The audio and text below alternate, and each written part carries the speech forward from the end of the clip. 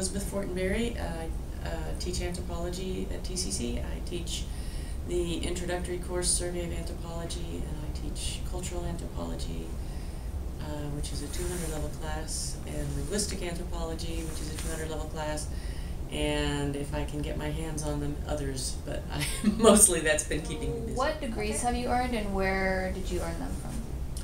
I got a bachelor's degree at the University of Tennessee, I don't have to say when, do I? No, you don't have to if you don't want to. And I was not majoring in anthropology, but I had taken a lot of anthropology courses.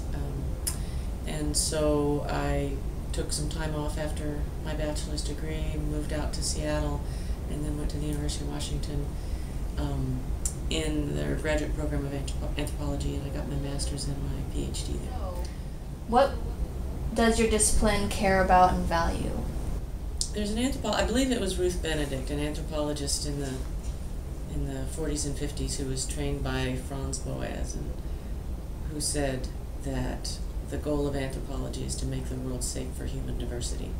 And I thought that resonates probably so much with anthropologists of all stripes, because a lot of our work does kind of come back to that idea, whether we're biological anthropologists and we want to understand human evolution or human variation in our genetic variation, or whether we're cultural anthropologists and we want to understand the different ways of life around the world. I think there's a real strong emphasis on our deep unity, that we are really very much alike, but also an understanding our varieties, not as things that make us irrevocably different, but as things that maybe add a little bit of spice to life. So I think we all probably want the world to be safe for being different. When students come into anthropology, what do you think is most misunderstood by them? That's a hard question. That's a hard question. Because I know when I came into anthropology, help me out, yeah. I immediately thought, okay, she's going to talk about, or our professor's going to talk about how we came from monkeys. Okay. And that's the one thing that stuck with me that isn't true. That's not true. That's right. So yeah, so thank you. So kind of misunderstanding evolution in general, and where human evolution fits into that. I think there's also a common misconception that anthropology is all about digging stuff up, and that's only one tiny part of what anthropology is really about. It's not just about our past, it's about our present. So I think those are two really common. I think the other thing is, it's not so much a misunderstanding as something that's just sort of difficult to get past, is ethnocentrism. Really being able to kind of deal with ethnocentrism. And I feel very much that I think that a lot of students now are way more open-minded about a lot of things than when I started teaching 20 years ago. But there are certain things that people are even less open-minded about, that just seem so normal and so natural. They can roll with a lot of things, but there are some things that are just beyond dealing with, and I think maybe students who feel that they're open-minded are not necessarily prepared to discover that they're not as open-minded as they thought. Maybe that's a misunderstanding. So what is the most current interesting thing happening in the world associated with your discipline?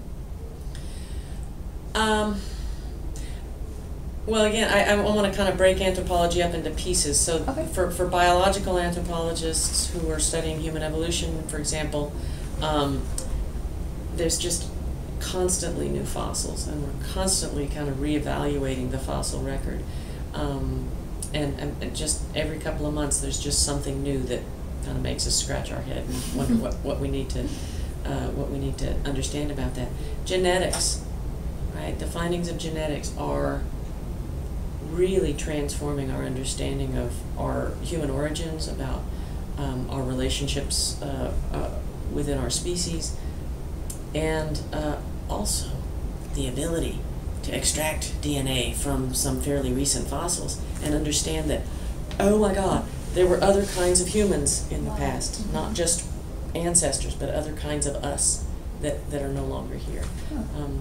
So that's pretty happening. On the cultural and linguistic front, I think probably the most important thing going on in the world, and the most pressing thing going on in the world, is the threats to indigenous cultures, small indigenous cultures and languages, because of globalization and expansion and trying to access resources that indigenous people are sitting on. I think a lot of anthropological activism now, anthropologists who are activists, is really directed at trying to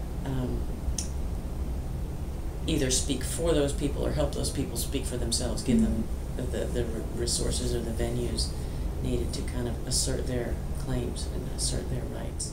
On the more fun front of it, I think one of the other interesting things going on that a lot of anthropologists, cultural anthropologists, are playing with, it really is play, is the way in which when a cultural export from the U.S., like hip-hop, hits Thailand or India, how it doesn't just sort of replace the aspects of Thai culture or Indian culture. It gets appropriated into those cultures, twisted, and they put their own stamp on it. So before taking a social science course, many students have done some research and writing for English 95, 101, and 102. What fundamental differences should students be prepared for before researching and writing for upper level disciplines?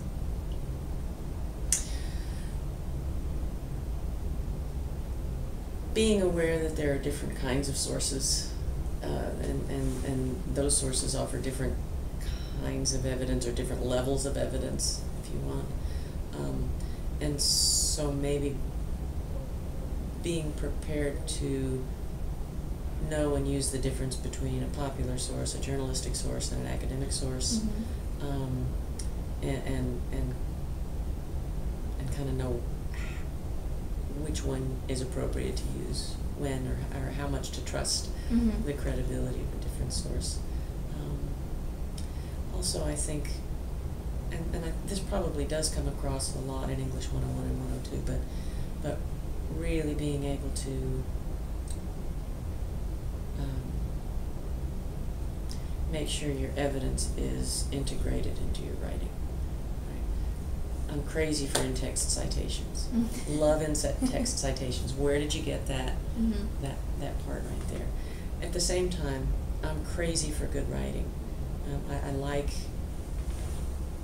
not just the scientific part of it, but really sort of the humanistic exploration of something. I think that it's the humanistic side that often makes